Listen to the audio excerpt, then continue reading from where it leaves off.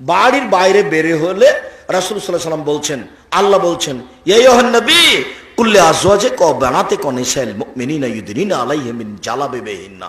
মুহাম্মদ সাল্লাল্লাহু আলাইহি ওয়াসাল্লাম, আপনি আপনার স্ত্রীদেরকে, আপনার মেয়েদেরকে সবকে বলে দেন, তারা যখন বাড়ি থেকে বের হবে তখন বোরকা পরে বের হবে, চাদর মুখের উপরে দিয়ে বের হবে, মানে ঢিলে ঢালা পোশাক পরে বাড়ি থেকে জরুরি প্রয়োজনে বের হবে।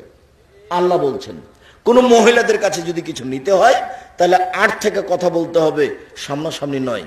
মোবাইল যদি রিং হয়, স্বামীর মোবাইল, ছেলের মোবাইল ধরতেই হবে না, ধরতেই হবে না।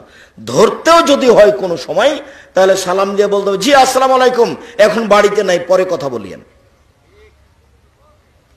আর অন করে দিয়েছিল, ভাইয়া কি বলছিলেন ভাইয়া, তাহলে নাম্বার ধরে রাখবে, আবার কথা বলবে। এই জন্য কণ্ঠ নারী। সম্মানিত দিনী ভাই বোন, আমি আসলে ক্লাস ছেড়ে এসেছি, আবারও ক্লাসে যাব মনে করছি। আমি মনে করছিলাম যে মনে হয় এত সময় হয়নি, প্রায় 12টা।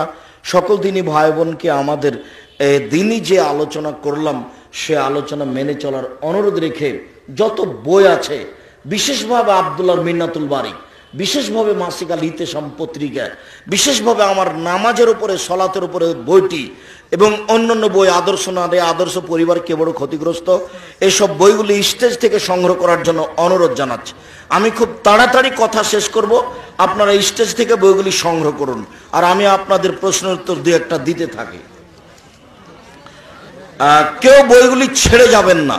20 টাকা 25 টাকা বড় কথা নয়। আর আমার দিনী বোন যারা আছেন, আপনাদের জন্য বই আছে আদর্শ নারী আর আদর্শ পরিবার। আমার দিনী বোনেরা, টাকা বেশি নয়, আদর্শ নারী, আদর্শ পরিবার, আর ওই কেনই নির্যাতন কি তার প্রতিকার, সম অধিকার নয় মর্যাদা চাই।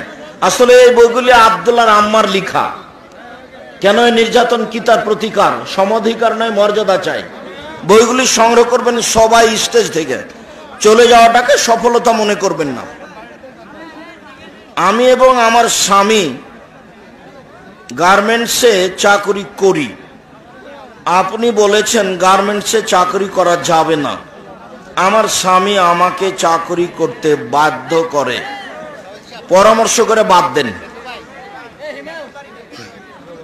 শ্বশুর শাশুড়িকে আব্বা আম্মা বলতে হবে। আমি ওকে শ্বশুরকে আব্বা বলি, সেজন্য ওকে আমি বাপ বলে স্বীকার দিচ্ছে। পাগলামি কথা। আমাকে যদি বলে তোমার বাপের নাম কি, তো আমি কি আমার শ্বশুরের নাম বলবো? কখনো নয়। ওটা সম্মান দিয়ে আব্বা বলি, সম্মান দিয়ে আম্মা বলি। যে বলেছে যাবে না উনি বুঝতে পারেননি।